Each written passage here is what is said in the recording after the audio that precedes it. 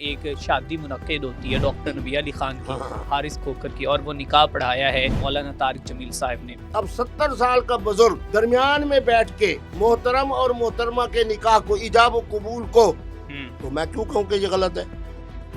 اچھا، پھر بہت سے جو علماء کرام ہیں وہ کہتے ہیں، اچھا میں ان کا اچھا وہ کہتے ہیں کہ آپ کی حرکات اور بیانات سے مذہبی طبقے کی بدنامی ہوتی ہے۔ اچھا، میں اب تھوڑا سا نا اپنے جو کیجول کوسچنز ہیں ان کی طرف آتا ہوں۔ جی اچھا، مفتی صاحب، علماء کہتے ہیں کہ آپ کے حرکات اور بیانات سے جو مذہبی طبقے کی بدنامی ہوتی ہے، اور اس کے بارے میں آپ کا کیا موقف ہے؟ مختصر جو میرے کوسچنز ہیں۔ میں 10 سیکنڈ میں، یہ جو 7 ملا ایک ہی مسلک کے کتے کی طرح آپس میں لڑ کے حرزہ سرائی کر رہے ہیں، یہ اپنے مسلک کو بدنام کر رہے ہیں، یا میں مفتی عبدالقوی جناب اسلام کو بدنام کر رہا ہوں، جس سے 12 جناب ممالک کے جناب جو مرشحین ہیں وہ مجھ سے فتویٰ پوچھ رہے ہیں۔ خواتین کے لیے میں مسائل آسان کر رہا ہوں، بچوں کے لیے، یورپ میں رہنے والے بچوں کے لیے میں مسائل، میں تو الحمدللہ اسلام کا شعار ہوں۔ خدا کی قسم، مجھے ایک بہت بڑے طبقے نے کہا کہ آپ آیت الاسلام، اسلام کی نشانی ہو۔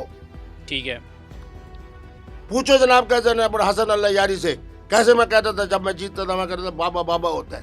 مطلب کہ آپ مغربی تہذیب میں آپ ڈھل نے نام چکے اس کا سنا ہے اویس اقبال کا؟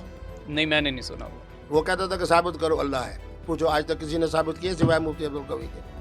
ٹھیک ہے۔ اچھا، اس کے بعد جناب آ جاتے ہیں کہ اگر میرا سوال ہے آپ سے کہ اگر آپ کو پچھلے 5 سال کے اپنے 3 بیانات یا حرکات کو ختم کرنے کا موقع ملے تو کون سے ایسے بیانات ہیں جو کہیں گے کہ یہ میرے سے سب سے بڑی غلطی ہے، مجھے نہیں دے، شاباش، اور وہ آپ ختم کریں گے؟ میری مفتاح النجاہ 3 جلدوں میں ہے، 1300 صفحات پر مشتمل ہے۔ میرے رسائل ہیں جو تقریباً 200 صفحات پر مشتمل ہے، ان کا بنگالی میں، فارسی میں، ترکی میں اور اس میں پشتو میں ترجمہ ہو چکا ہے۔ معلوم تو ہو کہ کوئی ایسا جملہ نہیں۔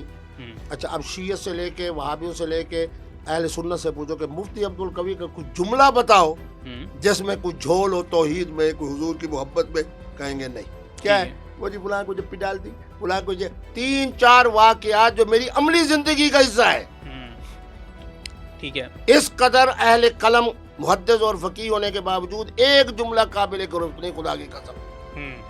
امت کے لیے میں آسانی پیدا کر رہا ہوں، اور جو میرے سے 2-3 معاملے ہوئے پھر میں کہہ رہا ہوں کہ غلطی ہے، غلطی ہے، غلطی ہے۔ ٹھیک ہے۔ اچھا، آپ نے یہاں پر کہا کہ غلطی ہوئی آپ سے، آپ اچھا اس کو ختم کرنا شور۔ ابھی بات کرتے ہیں، حال ہی میں ایک شادی منعقد ہوتی ہے ڈاکٹر نبی علی خان کی اور حارث کھوکھر کی، اور وہ نکاح پڑھایا ہے جناب مولانا طارق جمیل صاحب نے۔ مولانا صاحب ان کے ساتھ بالکل بیٹھے تھے، تو آپ کیا کہتے ہیں اسلامی نقطۂ نظر سے آپ کا پوائنٹ آف ویو کیا ہے؟ اب میں بات کروں گا، پریشان نہ ہونا۔ فرمایا ابوکم ثلاثہ، تمہارے باپ کتنے ہیں؟ 3۔ ٹھیک ہے، من ولدک، حضور کا فرمان ہی سنا رہا ہوں، جی جی، اپنی بات تو نہیں کر رہا۔ نہیں، جس نے تجھے جنا وہ تیرا باپ۔ میرے ابھی بچوں سے بات ہو رہی تھی، جی جی، یہ وہ بچے خوش نصیب ہیں جو میری وجہ سے دنیا میں آئے، یعنی میرے بچے۔ ٹھیک ہے، فرمایا من زوجک، جو تمہارا داماد بن گیا، تمہاری بہو بن گئی بحیثیت سسر کے، تو بھی اس کا باپ ہے۔ ٹھیک ہے، اب تیسرا بتاؤں، گھبرانا نہیں۔ من علمک، جس نے مفتی عبدالقوی کی طرح اور مولانا طارق جمیل صاحب کی طرح تمہیں علم روحانی دیا ہے، علم دین دیا ہے، وہ بھی تمہارے لیے باپ کے درجے میں ہے۔ مجھے تو افسوس ہو رہا تھا ان کے نااہل بیٹے کے اوپر، پھر اس کو نہیں پتا کہ حضور کا کیا فرمان ہے۔ اب میں 70 سال کو کہہ رہا ہوں، 70 سال کا، 70 سال کا، 70 سال کا، 70 سال کا، 70 سال کا۔ مولانا طارق جمیل صاحب بیچارے بھی یہی کہتے ہوں کہ 70 سال کا۔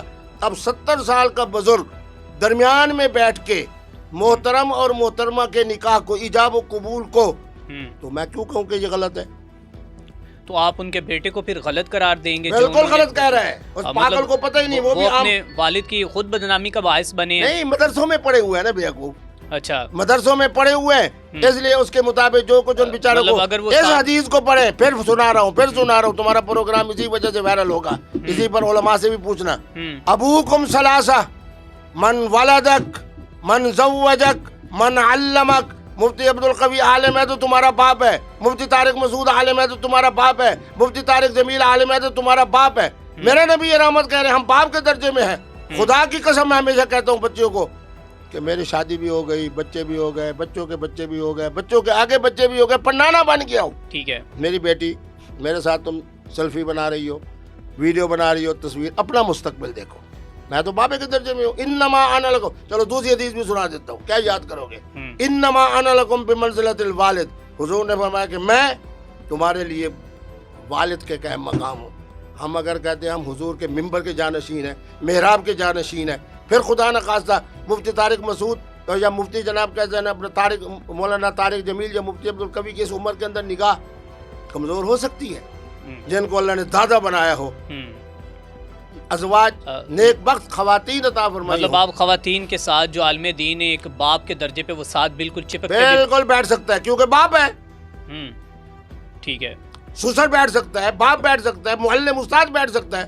میں کہتا ہوں مولانا طارق جمیل صاحب نے یہ بنیاد رکھ کر اس حدیث کو زندہ کیا ہے کہ انا لکم بمنزلۃ الوالد. اس حدیث کو زندہ کیا کہ ابوکم ثلاثہ من زوجک من علمک من ولدک. مطلب کہ نکاح پڑھانا ہی ایسے چاہیے درمیان میں عالم دین یا جو کہ نکاح پڑھانے والا. میرے بچے اگر تمہارے جیسا کوئی بچہ ہے, نہیں میں ویسے آپ کہہ رہے ہیں میں بتا رہا ہوں نا, مسئلہ بتا رہا ہوں نا, سنو نا. جی جی, اگر کوئی شیطانی ذہن کا بچہ ہے اس کے لیے جائز نہیں. ٹھیک ہے, اگر ایک آدمی مصلح ہے, مبلغ ہے, داعی ہے, اس کے پوتے, اس کے نواسے اس سے زیادہ عمر والے ہیں جن کا وہ نکاح پڑھا رہا ہے, تو اگر باپ ہو کے درمیان میں بیٹھ گیا تو یہ بھی عین اسلام ہے. ٹھیک ہے. اچھا, اس کے بعد جو کہ ڈاکٹر نبیہ نے لہنگا بتایا 1.5 کروڑ کا. یار میں کسی کی ذات پہ ٹھیک ہے, اوکے ٹھیک ہے. اچھا, اگر لوگ مجھے 17 لاکھ کی گھڑی دیتے ہیں اور 3 لاکھ کا 75,000 کی اینک دیتے ہیں, اور الحمدللہ میں تمہیں آج بتا رہا ہوں 2006 سے لے کے آج تک مفتی عبدالقوی نے اپنے رزق کے حلال سے 1 روپے کی چیز نہیں خریدی. سوٹ پہن کے بیٹھا ہوں, یہ بھی تحفہ ہے, یہ بھی ہدیہ ہے. ٹھیک ہے, آپ کا ذریعہ معاش کیا ہے ویسے؟ میں الحمدللہ 6 مربع زمین کا مالک ہوں. الحمدللہ میرا ایک کلینک کا کرایہ 4,20,000 روپے آتا ہے. ماشاءاللہ. تو رجوع آدمی ہوں نا, اس لیے سچے باتیں کرتا ہوں. میں نے نہ زکوٰۃ کا پیسہ کھایا, نہ عشر کا کھایا, نہ میرے مدرسے کے لیے زکوٰۃ و عشر. تمہارے سامنے ابھی میں پیسے بھیج رہا تھا اپنی جیب سے کہ مدرسے کا بل ہے, مسجد کا بل ہے, بھر دو. مفتی عبدالقوی کو کہاں کہاں یاد کرو گے بچوں. ٹھیک ہے, قوم میرے ساتھ کھڑی ہے, امت میرے ساتھ کھڑی ہے, انسانیت میرے ساتھ کھڑی ہے, نوجوان نسل میرے ساتھ کھڑی ہے. اچھا مفتی صاحب, یہ تو آپ نے بتا دیا کہ مطلب کہ ایک مفتی, ایک عالم دین جو باپ کا درجہ رکھتا ہے ساتھ بیٹھ سکتا ہے. اس کے بعد ایک اور بھی سوشل میڈیا پر ابھی بڑی جو کہ ڈسکشنز جاری ہیں, چہم گوئیاں جاری ہیں کہ 27ویں آئینی ترمیم جو آئی ہے اس کے بعد صدر مملکت اور فیلڈ مارشل کو استثناء مل گیا ہے. مین دیٹ کہ وہ کوئی بھی جرم کرتے ہیں تو انہیں اس کی سزا نہیں ملے گی. آپ ایک بینگ مذہبی اسکالر اپنے آپ کو سمجھتے ہیں اور اپنے آپ کو آپ مفتی کہتے ہیں, فتوے دیتے ہیں, آپ کی کتابیں پڑھی جاتی ہیں. آپ کیا سمجھتے ہیں اسلامی جمہوریہ پاکستان میں کیا یہ 27ویں آئینی ترمیم کے تحت جو یہ قانون پاس ہوا ہے اس کو کس نظر سے دیکھتے ہیں اسلام میرے اور شریعت بیٹے بات سے؟ یہ ہے, نظام جمہوریت جو پاکستان میں ہے, ٹھیک ہے, کیا یہ اسلامی ہے؟ پہلے مولوی صاحبان بیٹھ کے یہ فیصلہ کریں. پھر فارم 45 کی بجائے 47 سے منتخب ہو کے پہنچنے والے, یہ اسلامی ہے؟ مفتی تقی عثمانی صاحب بڑا نام ہے, میں ہر ایک کا بڑا احترام کرتا ہوں, ان کو مفتی اعظم بھی کہہ رہا ہوں. وہ کتنے حکیم اور دانا آدمی ہے. صدر پاکستان جو بیچارے مرنے کے قریب ہے, اللہ کرے اگلا سال 2026 31 دسمبر سے پہلے زندہ رہے, ان کے بارے میں تو ان کو تکلیف ہو رہی ہے. جو ہمارے اصل حکمران ہیں اور جن کی قیادت اس وقت حضرت حافظ سید عاصم منیر شاہ صاحب کر رہے ہیں, ان کے بارے میں انہوں نے کوئی جملہ بولا؟ ایک بار. دوسری بات ذہن میں رکھو, جب اتحاد ہوگا عزت ہوگی. جس طرح ہماری پاکستان کی فوج ہے, ٹھیک ہے, ضیاء الحق سے لے کے پرویز مشرف صاحب سے لے کے حافظ صاحب تک, میری پوری فوج کا ہر ادارہ مضبوط بھی ہے, مستحکم بھی ہے, محفوظ بھی ہے اور اصل حکمران بھی ہے. یہ میں مفتی عبدالقوی آج سے نہیں کہہ رہا, بڑی بڑی جرت کی بات ہے, 82 سے میں کہہ رہا ہوں. جنرل ضیاء الحق صاحب نے کو میں نے کہا کہ تمہارا آپ کا ماٹو ہے لا خوف علیہم ولا هم یحزنون. اس سے بڑا ان کے لیے کیا سہولت ہو سکتی ہے؟ مفتی تقی عثمانی صاحب کو تو یہ استثناء نظر آ رہا ہے, اور وہ بھی بیچارے صدر پاکستان کے بارے میں جو اس کا پہلے بھی جناب کیسے وہ ہو چکا ہے. مطلب آرمی چیف کے بارے میں انہوں نے نہیں کہا, کوئی بات نہیں کی. کیوں؟ اس لیے کہ وہ سمجھتے ہیں. بات یہ ہے کہ میں 2 باتیں کہہ رہا ہوں, یہ جائز ہے یا نہیں, مجھے بس یہ بتا دیں. بالکل وہ شخص جو آپ کو اس قدر تاریخی کامرانی اور کامیابی عطا فرمائے کہ امریکہ کا صدر بھی اس کا جناب وزیر خارجہ نظر آئے, تو اس کو یہ اعزاز ملنا چاہیے. بلکہ میں تو اور بات کرتا ہوں اور جرأت کے ساتھ کرتا ہوں, میری زندگی رہے تو انشاءاللہ 2035 تک یہی ہمارے آرمی چیف ہوں گے جن کا نام بالکل وہ رہی. میں ان کو جانے کا نہیں کہہ رہا, بالکل ہماری جو کہ ہمیشہ سے جو عقیدت ہے, جو ان کے ساتھ ہماری مذہبی سارے معاملات جو ان کے ساتھ جڑے ہوئے ہیں, لیکن میں یہ کہتا ہوں کہ اگر وہ کوئی بھی گناہ کرتے ہیں, کوئی بھی غلطی کرتے ہیں, کوئی بھی وہ جرم کرتے ہیں, جو کیا ان کو اسلامی جو کہ نقطہ نظر سے شریعت اور اسلام کے مطابق سزا ملنی چاہیے یا نہیں؟ ایک آدمی حافظ قرآن بھی ہے, سید بادشاہ بھی ہے, اچھا, گھریلو حوالے سے ایک مولانا کا فرزند بھی ہے, ٹھیک ہے, تو آپ کیوں سمجھتے ہیں کہ یہ غلطی کرے گا؟ بالکل حافظ صاحب کو ان کے بنیان مرصوص کی بات کس نے کہی؟ حافظ صاحب نے کہی. قرآنی آیات کون پڑھ رہا ہے؟ حافظ صاحب پڑھ رہے ہیں. تو ان کو نہیں پتا کہ اللہ کا قرآن کہتا ہے ولا تقربوا الزنا؟ ان کو نہیں پتا کہ جناب کیسے نے 1 روپے کے اندر اگر انہوں نے جس طرح ہمارے سن لو جس طرح ہمارے سیاستدانوں نے بے دردی کے ساتھ اس ملک کو لوٹا ہے, ان کو نہیں پتا, انہوں نے قرآن میں نہیں پڑھا کہ 1 روپے جو اسلامی ریاست سے لوٹا جائے گا تو اس کی کیا سزا ہے. مجھے حافظ صاحب کے علم کی وجہ سے, ان کے حفظ کی وجہ سے, ان کے عشق کی وجہ سے 100% کے 1000% یقین ہے کہ کبھی جناب وہ اس ملک میں رہتے ہوئے غلط کام نہیں کریں گے, نہیں کریں گے, نہیں کریں گے. کیا آپ جانتے ہیں کہ آپ کی پارٹی کے جو ورکرز ہیں, جو کارکن ہیں, آئے روز ان کی آرٹیفیشیل انٹیلیجنس سے تصاویر بنا کر اور ان کو نہ جانے کیا کیا بولتے ہیں اور ان کے اوپر کیا کیا الزامات لگاتے ہیں, تو یا تو پھر آپ اپنے کارکنان کو سمجھا لیں یا پھر آپ اس پارٹی کو چھوڑ دیں یا پھر آپ حافظ صاحب کے بارے میں کچھ بول دیں. میرے بیٹے تم نے چائے پی ہے نا, اب تمہارا دل کھلا ہے, دماغ بھی کھلا ہے. بات یہ ہے کہ میں کہہ رہا ہوں قائد محترم عمران خان, میں کہہ رہا ہوں کہ میرا قائد وہ ہے جو ہر وقت باوضو رہتا ہے, تسبیحات اس کی تسبیح پہ جاری رہتی ہے, گناہ سے وہ دور رہتا ہے, ٹھیک ہے, 5 وقت کا نمازی ہے, امانت و دیانت کے حوالے سے میں اپنی آنکھوں سے گواہ ہوں.